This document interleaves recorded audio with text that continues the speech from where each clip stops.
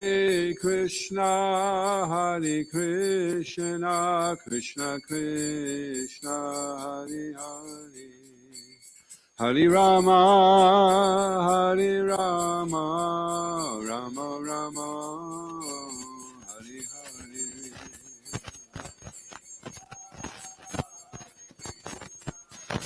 Krishna Krishna.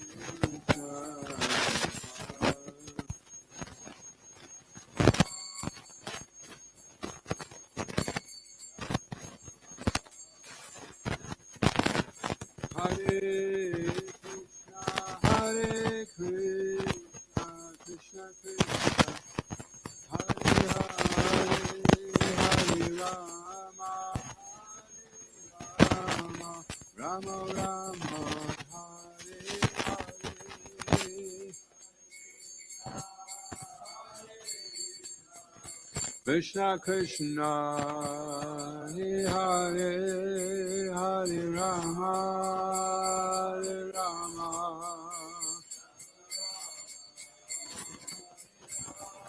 Jaya Kodanitai Maya Poshashi Kodanitai Maya Poshashi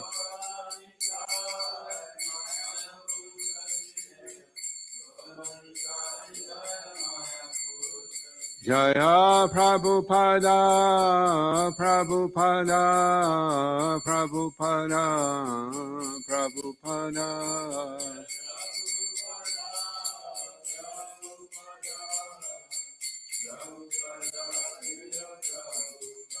Gurudev, Gurudev, Gurudev, Gurudev.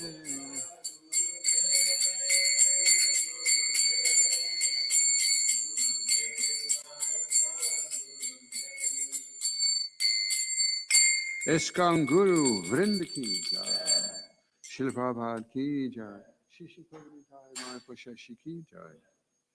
So reading from Srila Prabhupada. And this is chapter 7, Uniting Two Worlds. San Francisco, July 1970. Srila Prabhupada was attending a 1970 Rath Yatra in San Francisco. The day was cold and windy, and about 10,000 people had joined Lord Jagannath's procession through Golden Gate Park. Srila Prabhupada had danced in the street with thousands of participants during the parade, addressed a large crowd in an auditorium by the beach, and looked on as his disciples had distributed a free vegetarian prasadam feast to thousands. But when a devotee arrived with a half dozen advanced copies of Volume 1 of Krishna, the Supreme Personality of Godhead, Srila Prabhupada appeared especially pleased. Surrounded by devotees and curious festival goers, Srila Prabhupada held one of the books, admiring the front cover with its full-color picture of Radha Krishna. The volume was big, almost 7.5 by 10.5 inches, and its dust jacket shone silver with large bright red letters, Krishna. It was a transcendental wonder in Srila Prabhupada's reverent hands. Onlookers could barely restrain themselves from pressing in against Srila Prabhupada to peer over his shoulders, and they didn't restrain their exclamations when Prabhupada smiled and opened the volume. He examined the illustrations, the print, the paper, and the binding. Very nice, he said. He fixed his attention on a page reading. Then he looked up and announced that his greatly valuable book, Krishna, had just arrived and that everyone should read it. Holding one book in his hands, with the other copy stacked before him, he said that anyone who so desired should come forward and buy a copy. Jai Srila Prabhupada ki jai. Srila Prabhupada's on Sankirtan. Om Namo Bhagavate Vasudevaya. Om Namo Bhagavate Vasudevaya. Om Namo Bhagavate Vasudevaya. So we're reading from the Srimad Bhagavatam, Canto 6, Chapter 16, Text 42. And this chapter is entitled, King Chitraketu Meets the Lord. Ka Shemo Nija Pariyo Ka Shemo Nija Pariyo Kiyan Vata Swa Para Druha Damena Kiyan Vata Swa Para Druha Damena Swa Drohat Tava Kopa Swadrohat Tava Kopa Para Sampidaya Cha Tata Dama Para Sampidaya Cha Tata Dama Kashemo Nichaparayo Kiyan Vata Swapara Druhadamaina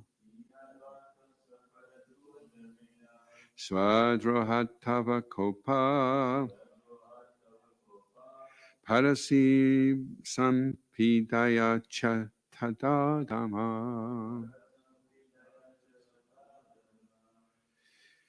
Kashemo Nichaparayo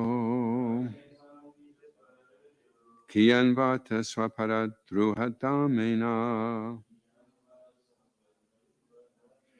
Swadrohatava Kopa Parasampidaya Chatadama.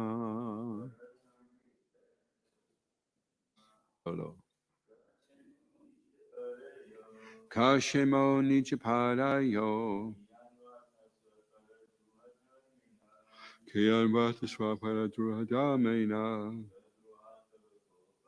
Swadrohatava Kopa Parasampidaya Chatadama.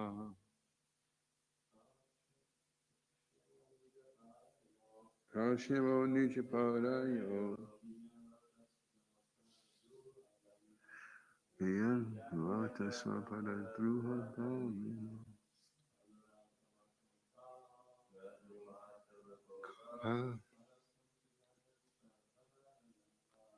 Parasampidaya Chatadama.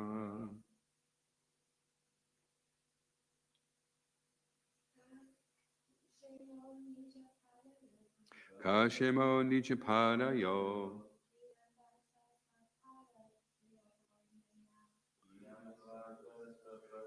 Namena Swadrahat Tavakopa Parasampidaya Chatadama. Kaha, what? Shema, benefit, Nika, to oneself, Hariyo, and to others. Kiyan, how much? Va, or Ata, purpose. Swaparadruha, which is envious of the performer and of others. Dhamena, with the religious system. Swadrohat, from being envious of one's own self. Ava, of you. Kopa, anger. Parasampidaya, by giving pain to others. Cha, also. Tata, as well as. Adama, irreligion. Translation: how can a religious system that produces envy of oneself and of others be beneficial for oneself and for them? What is auspicious about following such a system? What is actually to be gained by causing pain to one's own self due to self-envy, and by causing pain to others, one arouses your anger and practices a religion? Responsibly, please. How can a religious system produces envy of oneself and of others be beneficial for oneself and for them? What is auspicious about following such a system? What is actually to be gained? by causing pain to one's own self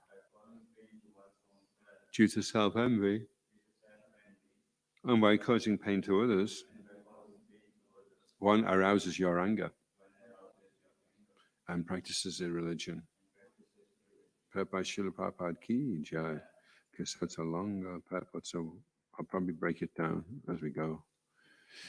Any religious system but the process of Bhagavatam service as an eternal servant of the Supreme Personality of Godhead is a system of envy of one's own self and of others. For example, there are many systems of religion in which animal sacrifices are recommended. Such animal sacrifices are inauspicious both for the performer and for the animal.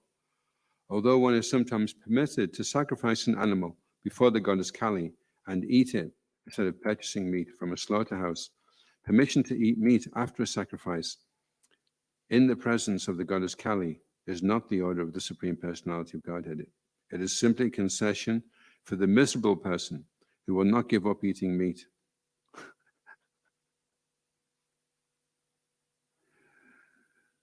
Such a religious system is condemned. Therefore, Krishna says, Swadhamam paritraja, mam ekam sharanam raja. Give up all other duties and surrender unto me. That is the last word in religion. So I'll just break off there. So that's interesting that Srila Prabhupada's basically homed in. When Srila Prabhupada would talk to people that were from the Christian faith, there was always two questions he asked them. One is, why are you killing when it says thou shalt not kill? And if God is unlimited, how can he only have one son? There was two questions. If they couldn't answer them, then there was no point going any further. So Prabhupada refers to them as miserable person who will not give up eating meat. So that's interesting, isn't it? A miserable person. And he must be a miserable person, even if he thinks he's really happy eating his meat. But he's just so foolish, he doesn't realize what he's doing and what harm he's causing to the animal and to himself and to the environment as well, actually.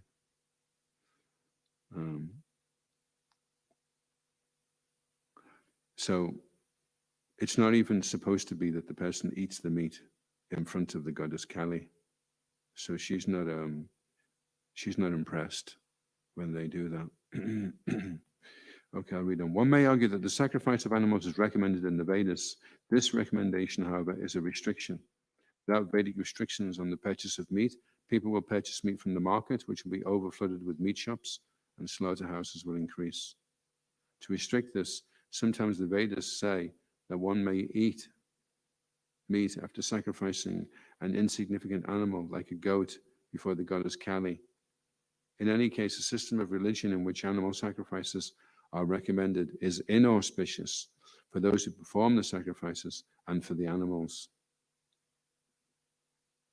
Envious persons who perform ostentatious animal sacrifices are condemned in Bhagavad Gita, chapter 16, text 17, as follows.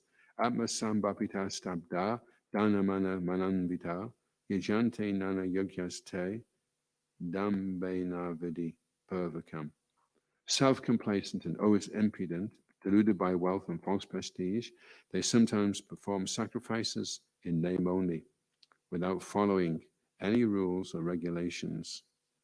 Sometimes animal sacrifices are performed very gorgeously with grand arrangements for worshipping the goddess Kali. But such festivals, although performed in the name of Yogya, are not actually Yogya. For Yogya means to satisfy the Supreme Personality of Godhead. Therefore, it is recommended that in this age specifically, Yogyaya Sankirtana Praya Yajantihi Samedisha. Those who have good intelligence satisfy the Yogya Purusha, Vishnu, by chanting the Hare Krishna mantra. Envious persons, however, are condemned by the Supreme Personality of Godhead as follows.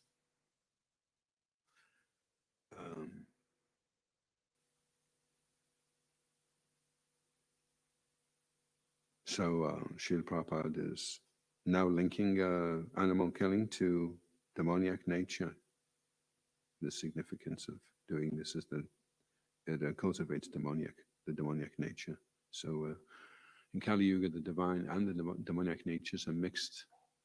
They say that in previous ages there was demoniac planets and there was divine planets, and then eventually there was demoniac countries and divine countries, and then it became towns, and then demoniac families, divine families, and then demoniac persons and divine persons, and finally now people are born with both demoniac and divine qualities together, all in the same body. So if you want to cultivate demoniac qualities, it's called asuchi vrata, swan to unclean work. So if you want to get initiated and be a bona fide demon, you have to do 2 hours Facebook every day and break the 4 principles. They're your vows. Otherwise, you don't get initiated. Illicit sex, intoxication, eat meat, and gamble. You do these 4 things every day, and at least 2 hours of nonsense prajalpa, and you're initiated. You're fully bona fide demoniac person. This is how you cultivate. Because it doesn't take much to, just like it doesn't take much to slide down a hill, it doesn't take much to cultivate demoniac qualities. You just give in to the influence of the material energy, and it'll just take you there automatically by default. So we follow these 4 regular principles because we want to cultivate the divine nature. And then there comes a certain point where we're not doing this because we're being regulated or forced to do it, but we're doing it because we really want to do it. And to break the principles and not chant would be very distasteful for us.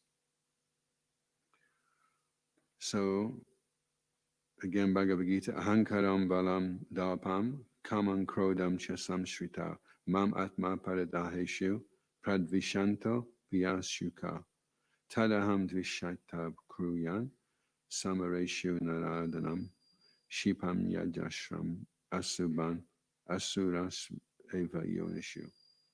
Bewildered by false ego, strength, pride, lust, and anger, the demon becomes envious of the Supreme Personality of Godhead, who is situated in his own body and in the body of others, and blasphemes against the real religion. Those who are envious and mischievous, who are the lowest amongst men, are cast by me into the ocean of material existence, into various demoniac species of life. That's Bhagavad Gita 16:18-19. These persons are condemned by the Supreme Personality of Godhead as indicated by the words tava kopa. A person who commits murder is envious of himself and also the person he has killed. For the result of committing murder is that he will be arrested and hanged. If one transgresses the laws of man-made government, he may escape being killed by the state, but one cannot escape the laws of God. A killer of any animal must be killed in his next life by the same animal. This is the law of nature. One must follow the instructions of the Supreme Lord. Sarvadharmam paritraja mam ekam sharanam raja. If one follows any other system of religion, he is subject to punishment by the Supreme Personality of Godhead in many different ways. Therefore, if one follows a concocted system of religion, he is envious not only of others but also of himself. Consequently, his system of religion is useless. Srimad Bhagavatam 128 says, Dhamma swasjita pumsam vikshvakshayin kataso yaha lalpadiyad iratim shrama eva hi kevalam. Duties, dharma, executed by men regardless of occupation, are only so much useless labor if they do not provoke attraction for the message of the Supreme Lord. Following a system of religion that does not awaken one's Krishna consciousness or God consciousness is merely a waste of time and labor.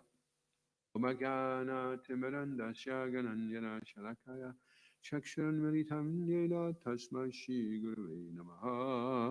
Chaitanya Manobhastam Stapitam Yena Bhutale Swayam Rupa Gadamayam Dadati Swabadantikam Jai Shri Krishna Chaitanya Prabhu Nityananda Shri Advaita Gadadha Shri Vasari Gauravatarinda Hare Krishna, Krishna Krishna, Hare Hare, Hare Rama, Rama Rama, Hare Hare.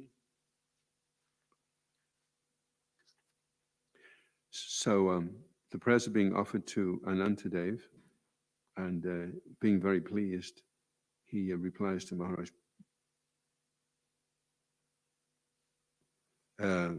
Chitraketu. So, Srila Prabhupada's clearly defining what is demoniac and what is real religion. Dharma projudicata votrapadamo narsam Sacham Vedam Vastavam Atra Vashivadam Tapatran Wilnam Srimad Bhagavate Mahuni Krite Kimbapra Ishvara Sajyota Java Ujate.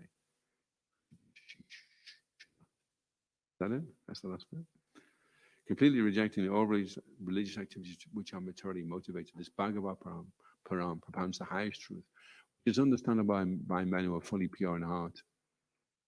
That truth which distinguishes reality from illusion and is for the welfare of all. So it kicks out, we're kicking out all the nonsense, all the illusory, and we're looking for real benefit, true benefit, how to distinguish reality from illusion.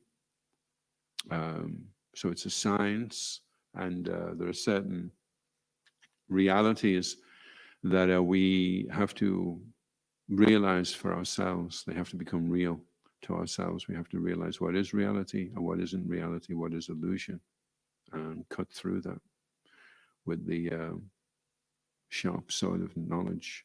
Apanas samsitam goram, yannama vivishoganam. Living beings are entangled in the complicated meshes of birth and death, can be freed immediately by even unconsciously chanting the holy name of Krishna, Krishna, which is feared by fear personified. So we may realize where we are entangled and embroiled in material energy and conditioned by material energy, and trying to work it out. Krishna, he describes the material energy as being like a banyan tree, and it's very hard to see where it started and where it finishes. It's just so entangling and so complicated. So one simply must chop it down with the sword of detachment and get out. So don't get too much into trying to figure out the material energy. Just figure out how to get out of the material energy. It's not really of any use to try and figure it out, other than to just figure out that it's not good and that I want to get out. And the body is called yantra. I was listening this morning to Srila Prabhu. He said the body is a machine. And when a person is driving around in his car, after a period of time, he starts thinking he's the car.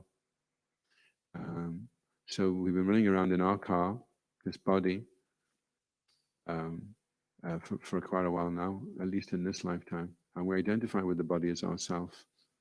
And now we have to cut free from that illusion, that attachment with matter.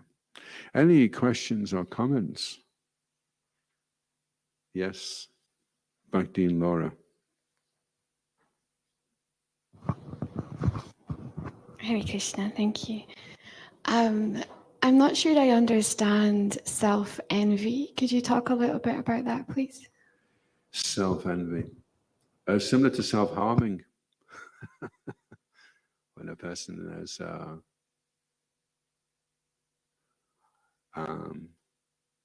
so to act in a way which is detrimental to your welfare, that is in your best interests, to go against that.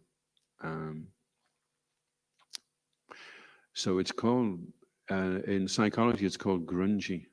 And a grungy is, there's a grungy payoff. So the grungy may be that a little boy was hit on the head by his teacher with a lollipop when he was 5 years old. And he decides he wants to hold on to that. And so for the rest of his life, he's a victim. And when anybody asks little Johnny, Johnny, why didn't you get this together, Johnny? Then Johnny says, well, what do you expect? I got hit on the head when I was 5 by a lollipop. And so the payoff is, I want to remain the victim. And in that way, the payoff is that nobody can hold me accountable. So self-envy is, I've got this certain agenda, this certain paradigm, this certain way I want to see things. And in that way, this will facilitate me achieving my desires, but they're actually not good for you. It's actually, it's not been very well thought out, your plan for how you're going to be happy.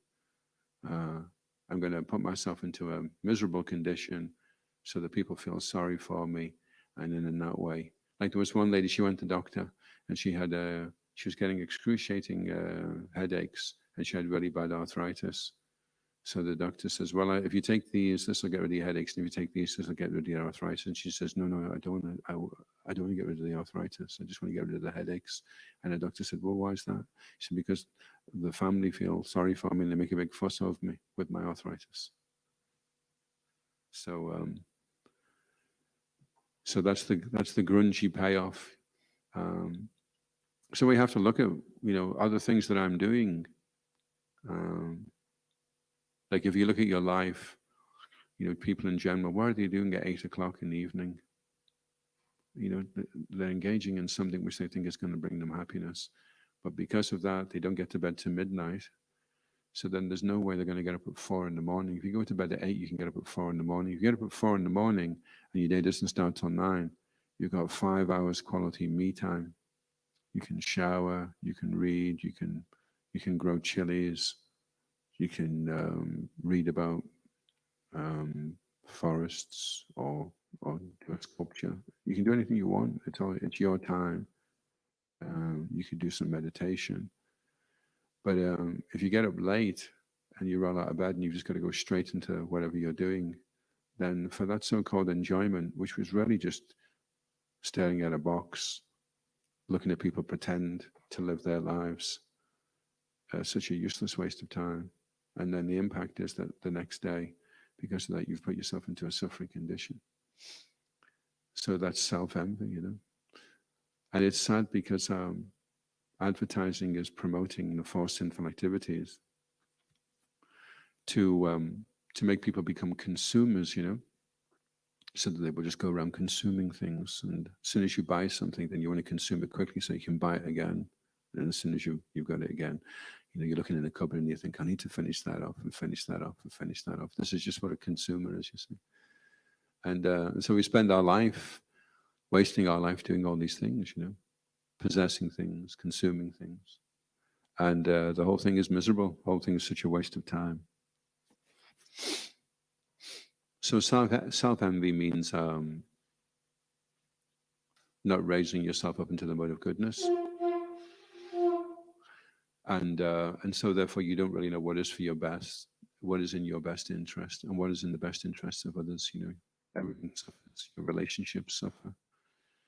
Your relationship with yourself suffers. Shishi Konitai Ma Pashashiki Jai.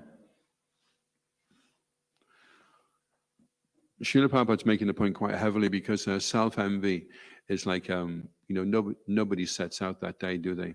What are you going to be doing today? I think I'm going to cause myself some real serious suffering today. Oh, really? Yeah. Yeah. No one plans to do that, but actually that's what actually happens. Ugra karma. They engage in horrible works meant to destroy the world and themselves, but they don't intentionally do it. They do it innocently. And it's just a question of helping people to become aware of that, to see the bigger picture. Any other questions or comments? Thank you, Prabhu. What would you say is what defines someone as a demonic person? Dambo dapo bibinas cha krodam parusham evacha abhyanam chapitatansha asuram bhavam ashritaha. So the demoniac person, there's four. There's the Shudra, he's the Mudha, he's just a gross sense enjoyer. Then there's the Vaishya, Naradama, he's sophisticated sense enjoyer. Then there's the Brahman, Maya Prita Jnana, his knowledge has been stolen by illusion. And then there's the Kshatriya, Asarum Bhavam Ashrita. He takes on a demoniac nature and he goes around, dictating on other people. So this is how the four different varnas become affected and how the demoniac mentality manifests in them.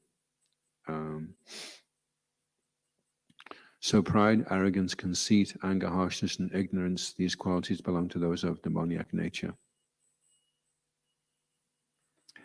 And it's a shame because they're being glorified. If a person's really harsh and angry, they think, oh, that guy's really cool, He's just had a fight with someone, pulled a machine gun out. And there was one lady actually in Texas, and some guy was robbing a shop. And everyone has a gun in Texas, including this old lady. and it was a double-barreled shotgun. So she pulled the double-barreled shotgun out, and she just blasted the guy, killed him. And so she was like the local hero. Everybody was like, "Wow, way to go, Granny! That's the way to do it." So that's being applauded. That indiscriminatory violence. I was just listening to a vlog, watching one by Shiv Ramaj as well, and he's talking about how we become conditioned to find, any violent act is punishable in any civilized society. But we're sitting there now and we're watching violence as an entertainment. He said the only difference between us and the Romans is we do it with a television, they did it with a Colosseum. Same thing, watching violence. So that's cultivating the demoniac mentality. And we have to be careful because the demonic mentality impels people. And so it's being used to manipulate people and get them to buy things. The advertising is to kind of, there's one packet of cigarettes called Death. It's just got death written on the cigarettes, and it's a black packet with a skull and bones. And it says on the packet, if you don't smoke, don't start. And if you do, stop. Smoking is disgusting, antisocial, and very dangerous to your health. And people buy them like anything because they're thinking, oh, this is bad, It's actually really, we shouldn't be doing this. Give us a packet. As soon as you say you shouldn't do this, people are, oh, really? Shouldn't do what? Shouldn't do that because it's very bad. Oh, okay. And then they go and do it. So the advertising is unfortunately exploiting people, using children as well in advertising in suggestive ways to incite people. And Chad Waiterswamy was giving a class once, and he was saying it was all about advertising. And he was saying that a lot of the time males are used dressed as females in advertising, because what that does is it kind of piques that the man's looking at and he's thinking, I don't know what it is about this, but there's something wrong about this. And then that compels him to look at it. And so what's actually happening is the demoniac mentality is being agitated and manipulated without them even realizing it. It shows you this picture with all shrimps on it. It's a shrimp salad, And then when you draw an outline around it, it's actually an orgy. It shows you an orgy taking place. So it's been done like that in such a way as to compel people without them even realizing. So it's protecting people from their demoniac mentality. They're being exploited. Because if a person doesn't really have any religious system and any restrictions, then he's fair game. You can sell him anything. You just have to present it in the right way. And he's not going to have any proactive values that, no, we shouldn't be doing this. He's just going to be like, yeah, okay, let's try this, There's nothing after this life anyway. There's no God. We're only here for a few years. May as well try and squeeze as much enjoyment out as we can.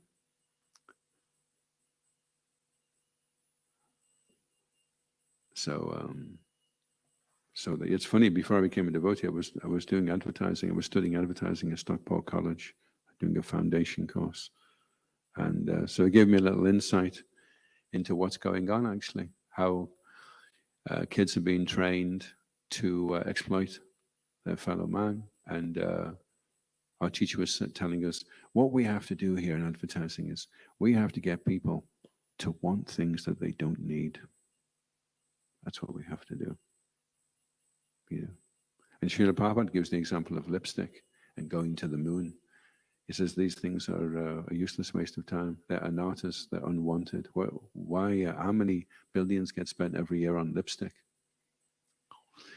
And you go to the moon to come back with a couple of rocks. That's a lot of food, a lot of parks, a lot of schools you could have built with that money. And whether it's really even getting used for that, now they're saying they're going to Mars. Well, if they didn't go to the moon, then they definitely didn't go to Mars. So where does the money actually go? So anyway, it's their karma as well, because cheaters need to have the cheated, and so some people are willingly ready to be cheated. Some people are going up to They have these special clinics you can go to, and you can ask them to kill you and freeze you. Say you've got some disease and you can't get cured from it, so you say, okay, well, listen, just kill me and freeze me, and when you find a cure, thaw me out. Demoniac. That I'm going to cheat nature. Because nature's trying to tell us you're not in control, there's somebody else in control. And so the demonic mentality is fighting against that. No, I am in control. Well, you have to grow old. No, I'm not going to grow old. I'm going to tie all my skin up into a knot on top of my head, just wear a flat cap, and it'll be all stretched up so I'll look young. And I'm going to take an organ off this animal, and I'm going to do this. I'm going to take this serum, and I'm going to do this, and I can stay young, you know. So that's demoniac. You're trying to fight against the natural arrangement rather than just accept, well, this is the way things are, you know.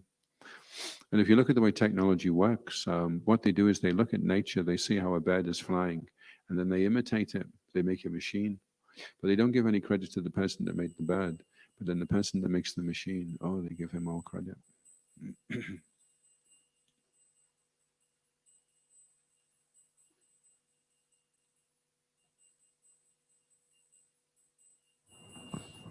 So someone could be a God believer and God worshipper as well, but not following, say, regulations and living life like this, then could be classed as a demonic person.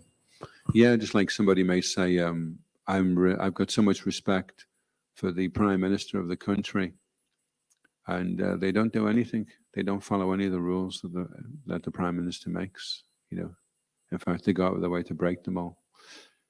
So a good citizen would be well aware of what the rules of the state are and be happy to comply with them. So if a person is following his own system of law, like you may have your own system of law, you may decide, well, in my house, it's okay to, I don't know, it's okay to take an animal and torture it, because that's okay in my house. I think that's okay. But then just because you've made your own rules up doesn't mean that the rules don't still apply. You know, when you get reported to the authorities, we find out you've been making these videos and selling them, and it's horrible things that you've been doing to animals. So you have to go in jail for 8 years because you broke the law. And you say, well, it's not my law. I have my own law in my house. Sorry, it doesn't matter. So it behooves the citizen of the state to find out what the laws are. That's karma. Find out what karma is, how karma works, and to comply. And if he doesn't want to, if he says, no, I have my own system, then it doesn't change the laws of karma. I don't believe in the law of gravity. Okay, we'll walk off that cliff. Okay. Okay, he didn't believe in the law of gravity, but the law of gravity didn't believe in his law. That didn't believe in the law of gravity. So your pride, arrogance, conceit, anger, harshness. So it's interesting, the pride and arrogance. So when Krishna talks about real knowledge in the 13th chapter, 8 to 12 texts, the first two are humility and pridelessness. So it's interesting, isn't it, that on one extreme, the person that's in knowledge is without pride and is humble. And on the other side is the person who's completely in ignorance and he's arrogant and proud. So that's really, if you wanted to measure how demoniac a person was, you would measure him by how humble is this guy, how proud is this guy. Okay, that's more demoniac. Okay, that's more towards divine, more towards real knowledge. And you know, people are thinking that this pride is really good. You know, to have pride. You should have pride, but it's not. Can we say someone who is an atheist, but he very humble, very charitable, very clean person, wakes up early in the morning, works hard, pays the bills, everything. But he's an atheist. So can he be considered like divine quality, divine person? So that's our job, is to find those atheists. Actually, they're not demoniac. They're more innocent than anything else. And when they say they don't believe in God, what they mean is, I don't believe in this guy who's in heaven throwing people into the lake of fire for eternity if they don't turn up at this church once a week. They don't believe in that. So we could say, well, listen, we're on the same page, because that's not what he is. You know, you do this. You do this. You've got this guy with a big G on his t-shirt.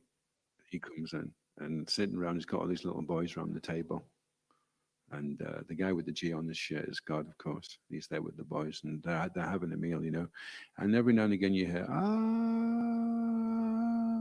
and all the boys are looking at each other, And eventually, one of the boys says, "Daddy, what's that noise?" And God says, "It's your little brother, Freddie." And they carry on eating their soup, and then and one of them said, "Daddy, what is Freddie okay?" And God says, "Freddie has been a very, very naughty boy, and now he's suffering." And I'm like, "Oh, okay." And then one of them says, "Well, Daddy, when is Freddie coming back?" And God says, "Not till a very, very, very long time. In fact, he's never coming back."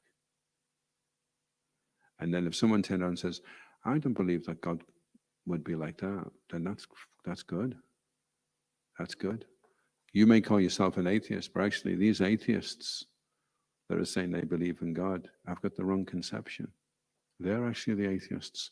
And you are closer to God because you recognize that killing animals is wrong. Integrity, you value cleanliness, truthfulness.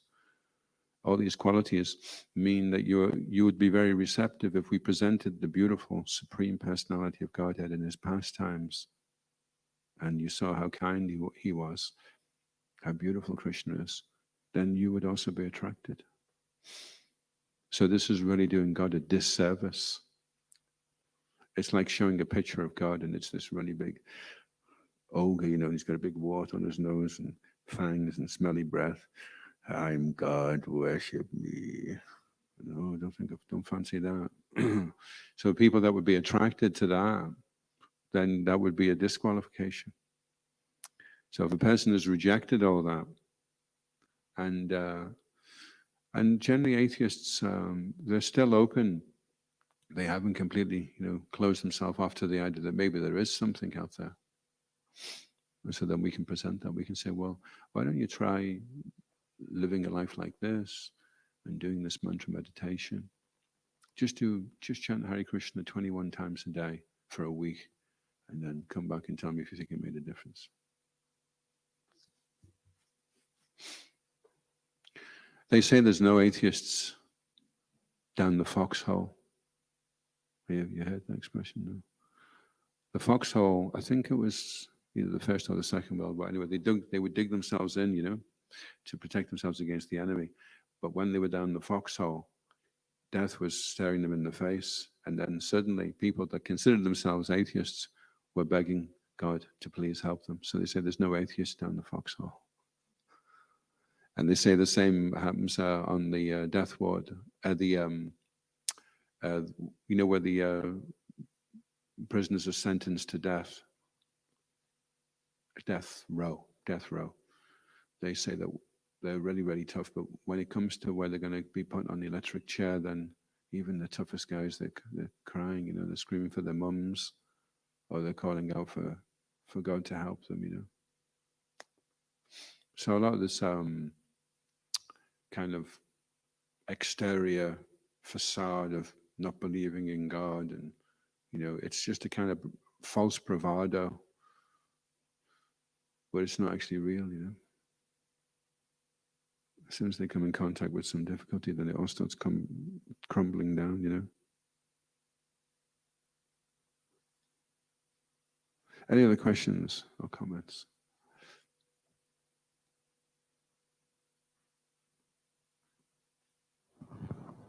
Hare Krishna, Prabhu, thank you.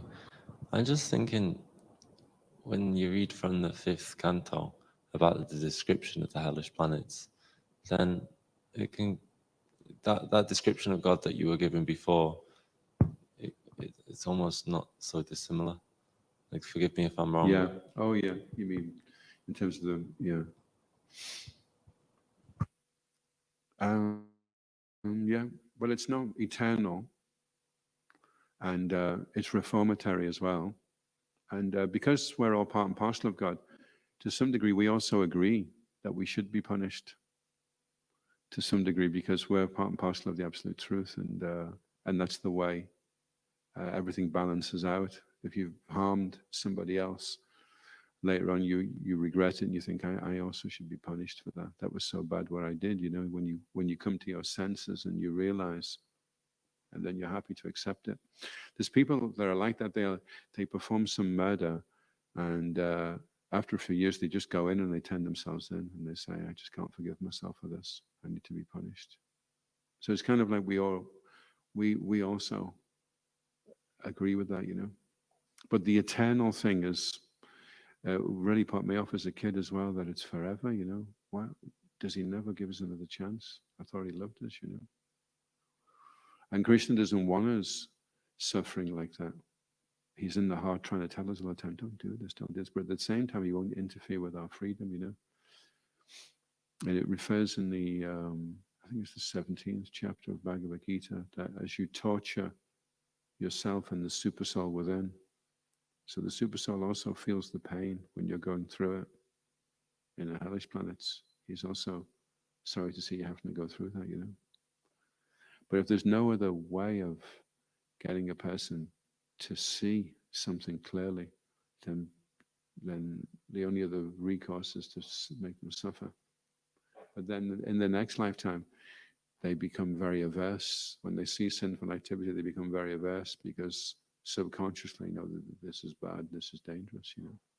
That's the way it works. And then after you've been in hell for a while, you come back, it's Satya Yuga, everyone's a good boy. After Kali Yuga, in Satya Yuga, everyone's really good because they've just been hammered in the hellish planets.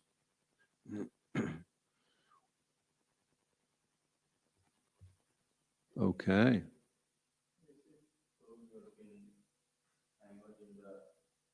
Is it those who have been hammered in the hellish planets in Kali Yuga? Then when Satyuga come, them same will come and in Satyuga and become yogis and... Well, they have to go somewhere. So where else do they go? If you've been in hell, because the hellish planets, although it's a long, long time, from your point of view, on our time scale, it's very, very quick. You go there, and then you come back, you know. Also, Bhagavad Gita 16th chapter, maybe if it was mentioned also in the purport, but somewhere, Krishna says like cast into the hell for eternity or something like that. Those who are envious and mischievous, who are the lowest amongst men, are cast by me into the ocean, eternal existence, into various demonic species of life.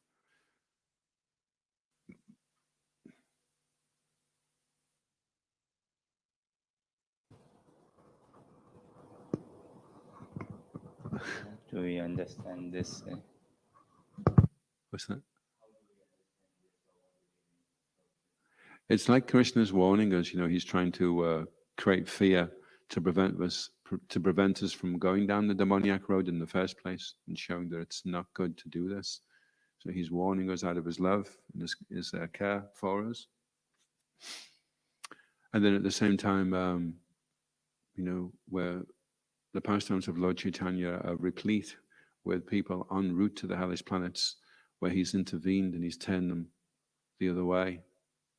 So you have two things going on. You have the justice of God, and then you have the mercy of God also.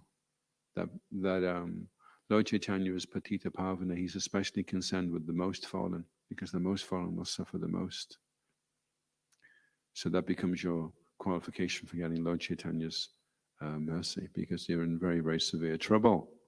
And therefore, Lord Chaitanya is really feeling like he needs to save those that are en route to the hellish planets. And in Kali Yuga, if Lord Chaitanya doesn't personally appear, then somebody else starts the Sankirtan movement. And the chanting of Hare Krishna is there as the last concession. Then after 10,000 years, then it gets... Because, Maharaj Pariksit could have killed Kali, but he didn't kill him because Kali is to facilitate those living entities that want to fulfill those desires. And although Krishna's not keen on it, if that's what they want to do, then they do it. But then the price they have to pay is high, you know.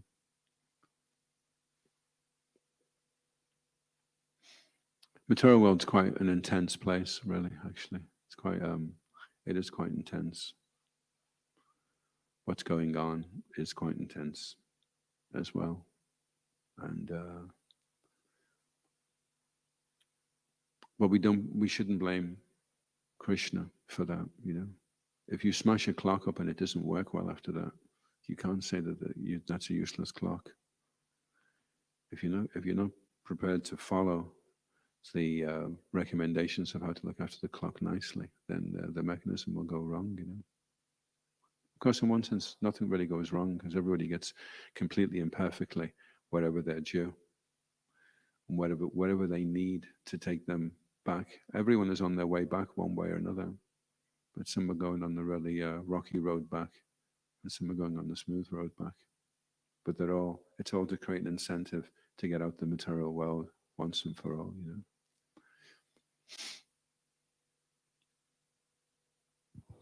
Sometimes when I've been speaking to somebody about this, then it can almost come across as cold, this that somebody has to suffer in order to improve. You know, when we look at real world examples, when there's children that are born into war zones and famine and stuff like this, then it can be a difficult one to actually explain that, no, they're due this because of a past life.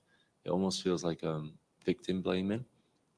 It has to be that, because otherwise it means it's incorrect and it's unfair. So you've got two options. One option is God is perfect and complete, and the other option is God gets it wrong really badly quite a lot, and he's really unfair and really cruel, and he's cackling on a cloud. I told you, serves you right, you know. And then that's what puts people off. It's like, oh, if that's God, yeah. So we have to be really, really clear where the blame falls and who is at fault.